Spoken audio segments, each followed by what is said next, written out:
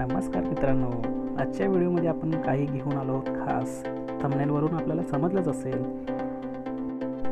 Actually आपला चॅनलचा विषय असतो वेगळा, पण हरकत नाही. सध्याचा मोसम आहे दिवाळीचा.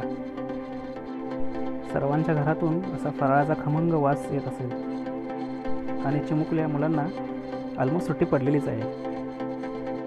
पण त्यांचं लक्ष आता फराळावर नाही तर वेगळ्याच विषयाकडे असतं. बरोबर, किल्ला.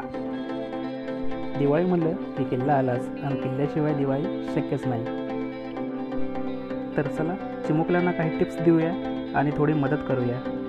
तर बघूया आपण किल्ला चिमुकले कसे बनवतात.